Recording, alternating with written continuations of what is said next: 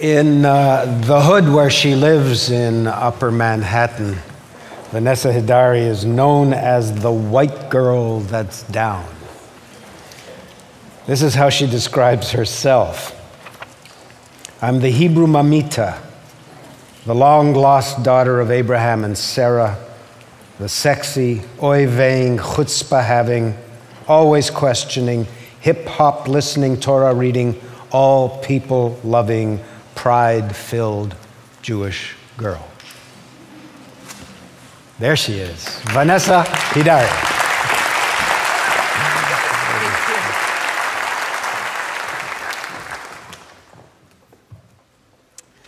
Good afternoon. If Margaret was disappointed to tell you she's not a Marine, that she was a marine biologist, I am then disappointed to tell you I'm the Hebrew Mamita, and I'm terrible at science, astronomy, all of those things that these wonderful ladies have talked about. If we had had some geometry or fractions up here, we could have completed my whole life of things I'm bad at. But hopefully, I'll just focus on the things that I am good at. My name is Vanessa Hidary. I also go by the name the Hebrew Mamita. That is my AKA name, and by the end of my performance, hopefully you'll know why I call myself that. Has anyone here in the audience ever seen or heard of spoken word slam poetry? Oh, okay. A lot of people, good. So as you'll see, I've kind of set up today my stage quite like a spoken word scene with a standing mic, with a bottle of water, and my little scratch pad of what I would do in my set. It would just be 1,000,000 degrees hotter in here and a quarter of the size, and we'd be in the East Village in New York. So just try to picture that. To kind of give you a little bit of an idea about my life and how I became a spoken word artist, I'll start with a little bit of my background. As Moses said, I grew up on the Upper West Side of Manhattan. And are there any New Yorkers here, aside from my mom? Okay, few here. So I grew up in the 70s, the Upper West Side, and it was a really different neighborhood than it is now, a very up-and-coming neighborhood and full of very different cultures around me. So when I grew up, most of my friends were Puerto Rican, Dominican, Black, Asian, and it had a huge influence on my career and the things that I write about. And my parents were public school teachers in the Bronx, and I was a Jewish girl that went to all public schools and went and spent Christmas at my friend Letitia Mangual's house, and then went home and had Hanukkah, and she would do the same. And that was pretty much what my neighborhood was based on. So I went to the Fame school, like the movie Fame, LaGuardia High School. And when I was there, I became very involved in hip hop.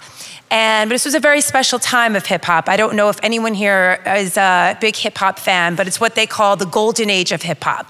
And it was when groups like Public Enemy were out.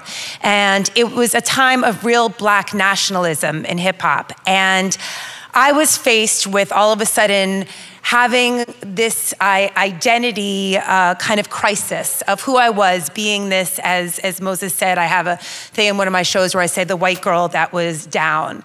And here I was, this Jewish, you know, raised on Free to Be You and Me record, in a school, really into hip hop, and all of a sudden this revolution happened. And I had to find who I was as a what people might call, you know, a white girl or a Jewish girl or anything like that. And so it put me on a real journey of identity. After that, I went to graduate school, got my master's in acting. And something happened while I was there. I got it in Rhode Island, in Providence, Rhode Island. And I don't know if anyone knows New England, but it was the first time that I ever felt extremely Jewish.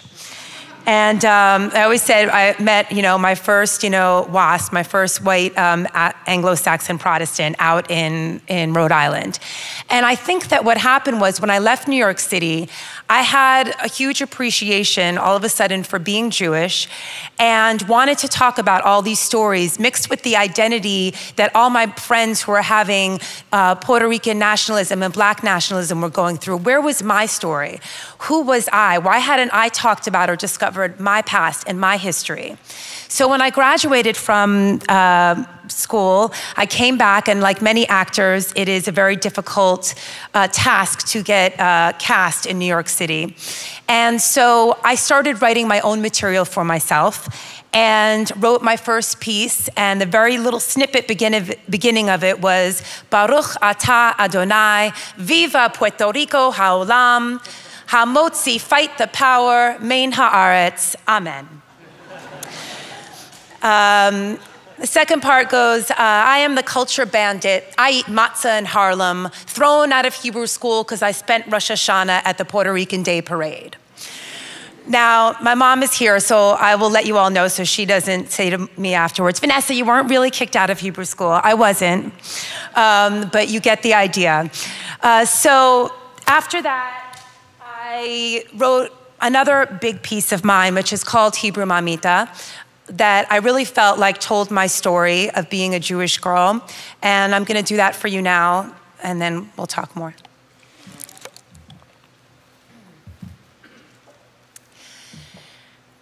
I meet a guy in a bar that's cute. He wears LL Bean duck boots and asks me out to dinner for the following Tuesday. I decline. Tuesday is Yom Kippur, I will be fasting. You're Jewish?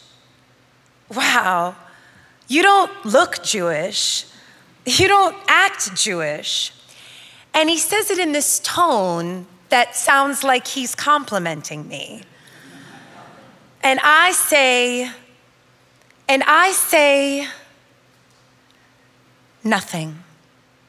I say nothing, which combined with a flirty smile translates to thank you. I say nothing because I'm drunk on denial coladas. I say nothing because I got a contact high of someone's anti-Semitic crack pipe. I say nothing because somewhere along my life's graph, I've been swayed to believe that being Jewish is not too cool, not too sexy. I say nothing because I'm in a deep sleep, a snow-white coma, destined to meet my prince 5 years later in the form of stone in Jerusalem named the Wailing Wall. Our lips press flesh to cool granite. I place folded paper with written prayers for the dead in a nook. In a nook in the wall next to a woman with concentration camp numbers tattooed on her forearm. Surrounded by fervent praying and bodies swaying, I am far more awake than I ever thought possible. I suddenly remember the exodus of the Israelites, and I walk barefoot from the wall in the desert to the bar and look for the guy with the duck boots. He's not there, but I have something to say to him. He's not there, but I have a response to his statement. He's not there, so I make a soapbox and reenact the scene. Bartender, tell me I don't look Jewish. Tell me I don't act Jewish, because I'm thinking, I'm saying, what does Jewish look like to you? Should I fiddle on a fucking roof for you? Should I humor you with oy veys and refuse to pay? Oh, because you know how we like to Jew you down. Jew you down, I'd like to throw you down, because I walked here long miles on hot sand to publicly repent my sins, because I almost forgot. 6 million died without having the option of giggling on bar stools. Almost forgot that concentration camp survivors are now a dying generation, that my children may never have the sensation of seeing in person. And if you must see me as that blood-sucking Jew, see me as that pesky mosquito that bites and sucks the prejudice right out of you. Don't get it twisted, because you might live in New York City where you can buy knishes at stands for $1.50. We only make up 2.2% of the American population, you see. Many in other parts of the country are not feeling me. I'm not trying to compete in a contest of oppression, just feel the need to mention the miserable tension I feel in my heart when people say things like, the blacks and the Jews, oh, they just don't get along. Just feel the need to say I can't be the only exception to the rule, just the one right now using my poetry as a tool to maybe change just one heart tonight. Because I'm the Hebrew Mamita, long-lost daughter of Abraham and Sarah, the sexy oy-veying, matzah-eating, chutzpah-having, non-cheaping, non-conspiracizing, always questioning, hip-hop listening, Torah scroll reading, all people loving, pride-filled Jewish girl. Picking up all people who are a little miffed because someone tells you you don't look like or act like your people. Impossible, because you are your people. You just tell them they don't look, period.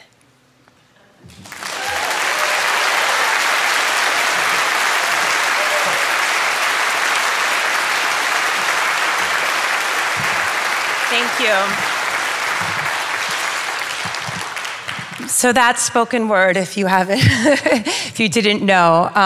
But of course, every spoken word artist has their different style. One thing I like to tell people about that piece, I don't know if they had Deaf Poetry Jam in Canada, but they do? Okay, so I was on HBO Deaf Poetry Jam, a show that Russell Simmons of Def Jam, hip-hop mogul, produced. And it was a really incredible experience to me. Most people, I think, had the assumption that I was, performing these pieces in front of all Jewish audiences, and wasn't my history. I was performing these in little places in the East Village. Most of my audiences were Black and Latino. I didn't think anyone wanted to hear this story, but people did want to hear the story, and it was very exciting to do it on that show because I found that, one, not only Jews related to it, which was why I wrote it. I wanted people to be able to say, people tell me that I don't, look Latino, or I don't look this enough or speak this way enough. And I think that that's a universal problem. I just wanted to tell it through my story. So that was very exciting to me, that it could cross different groups in that way. And also that there were just other young Jewish people out there that wanted to be able to be connected and proud of who they were, and also appreciate and love other cultures. And it was something that I had a long journey to get to. And if I could help them have that, that would be a real blessing. So that is what I've been doing, and kind of traveling around the country and performing for youth groups and for adults, and doing all different kinds of poetry. On that note, I do have one more poem to do for you, which is on a completely different subject. So at first, when I was sitting here yesterday, I said to my mom, I said, do you think I could do that other piece I have, or it might be a little too racy? And then within 5 minutes, we were all doing Kegel exercises in the room yesterday. So I was like, okay, I was in this sexuality section there. So it's kind of I guess this piece kind of fits into part of yesterday and today, but I kind of feel like we can all handle it. So one of the things that I write about, aside from I write about Jews, race, men, and juicy thighs. Those are my subjects. So if you like any of those things, you'll like my pieces. This next piece comes from my men's section, or jilted love section, which I call. And I do a lot of pieces about women empowerment, and about how no matter how successful we are, we can still get caught up in a relationship. And for men, the same thing, or whatever relationship you're in. So, while I did get my master's degree in theater, I got my PhD in hymn, and that's what this is called.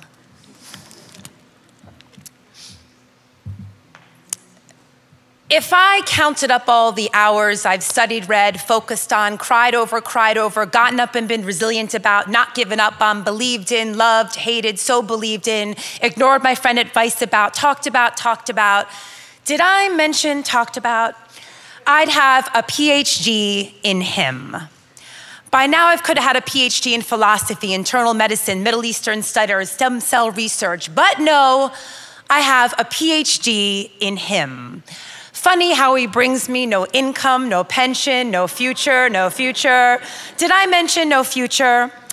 Funny how he brings me no Roth IRA funds, no medical plan including dental, no sense of security. Funny how he became my career.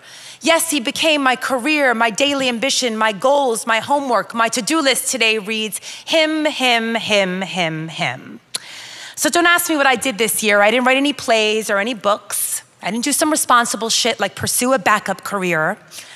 I was fully employed in the fury of him, the fury, the passion, clocking in 80-hour weeks, graduated valedictorian, the tippy top of my class, magna cum fucking laude, and a waste of fucking time. Hours upon hours spent figuring out his equations, riddles, word problems, crossword puzzle treatment, cracking his codes, philosophizing his constitution over Grand Marnier, wine, vodka. Oh, did I mention vodka? By now, I could have been a brain surgeon, a novelist, a Pulitzer Prize winner. I could have fed undernourished children, fought terrorism, volunteered at soup kitchens. Fuck that, built soup kitchens. But instead, I have a PhD in him, wasted hours in the library of man. So quiz me, I know him better than he knows himself. I'm that matriculated doctorate hoe, paid full tuition at It's All About Him University. Ladies, have you visited? You can respond. Ladies, have you visited? See, they pat you down at the gates for self-esteem, and your core syllabus is a well-crafted list of cockamamie lies. Study hard, bitches. You got a paper due Monday morning titled, "My man wants to be treated like a man but won't act like one." Who's hiring? Any other fools want to sit in my lecture hall? See, I'm licensed to teach and preach, sparing my pride in hopes some other women might read my dissertation. See, I have a PhD in him and my transcript is rolling off my wicked tongue. Not sure of how my most difficult degree might serve me, but think one day I'll thank him for reminding me how fierce a pupil of life I really am. Thank you.